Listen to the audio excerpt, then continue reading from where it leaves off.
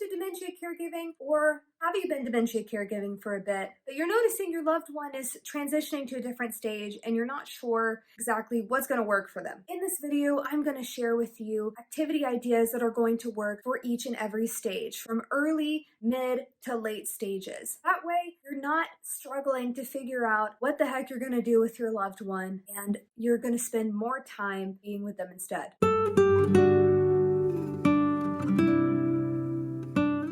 Welcome to Dementia Success Path. This is the place where you're going to find activity ideas and tips, as well as better ways that you can talk with your loved one so that you can find success on your path as a caregiver. Now, if you haven't already, be sure to give this video a like, subscribe, and tell me in the comments below if any of the ideas are something that you want to try. Now, without further ado, let's jump right in.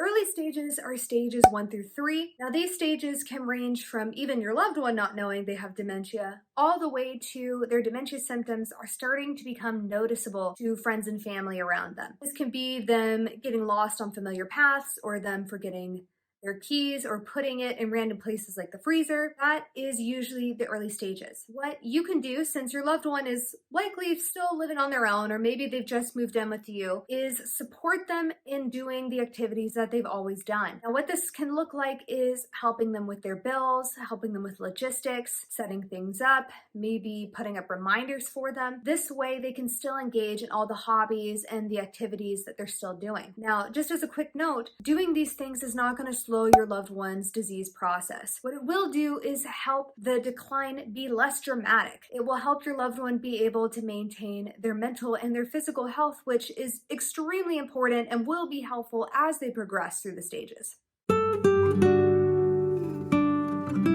Middle stages are stages 4 through 5. Usually what this means is that the symptoms are very apparent to everybody. They're getting things confused. They might potentially be wandering. They could be sundowning. There's all kinds of symptoms that could be associated with the middle stages. But what distinguishes the middle stages from the beginning stages is that dementia is starting to impact their everyday life. They can no longer function very easily on their own. So this is usually a time when you have moved your loved one at home, or maybe they've even moved into some sort of long-term living. Assuming that your loved one lives at home with you, activities are going to be your most powerful resource to help you manage some of the behaviors that you'll see pop up with dementia symptoms. When you are thinking about an activity that is going to work for your middle stage loved one, you want to keep 3 things in mind. 1, you want to base your activities on things they used to like. 2, you also want to adapt said activities to their current ability level. And 3, you also want to choose an activity based on how they're acting right now. So a good example of all these 3 things is if your loved one can still get around and they're using a walker, for example, and they used to like gardening, and they're feeling kind of stir crazy and they're wandering around, something you can do is take them outside on the patio or take them out in the backyard and have them help you water some plants. That way you're helping manage their behavior of walking around aimlessly by giving them a sense of purpose. You are upping your chances of your loved one liking what it is that you're doing, because it is something that they used to do, as well as you are keeping in mind their ability levels. You're not asking them to like dig a ditch or something like that. You are asking them to water something, which is going to help them calm down and help make your life managing this as a caregiver that much easier. If you're still wanting some more ideas on activities that tend to work with folks in middle stages, I have a card up above that will let you know some things that I've done that have worked with a bunch of my middle stage folks, as well as I have a cheat sheet in the description below that you can feel free to download.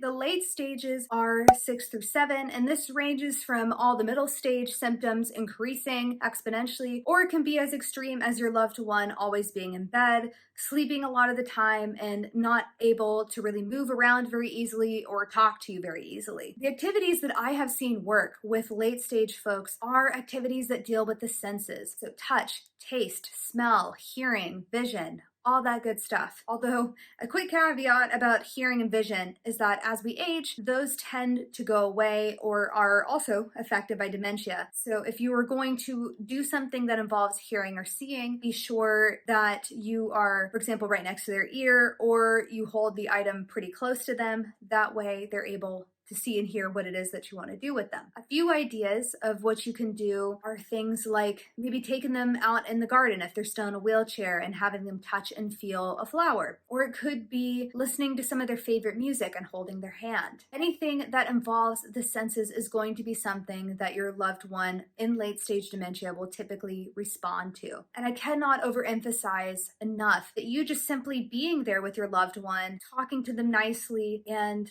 overall just showing that you care makes a tremendous difference on your loved one's well-being. If you liked this video and you want more tips and strategies, I have another bonus cheat sheet and guide down in the description box below that you can feel free to download. And as always, thank you so much for watching my video, and I hope to see you in the next one.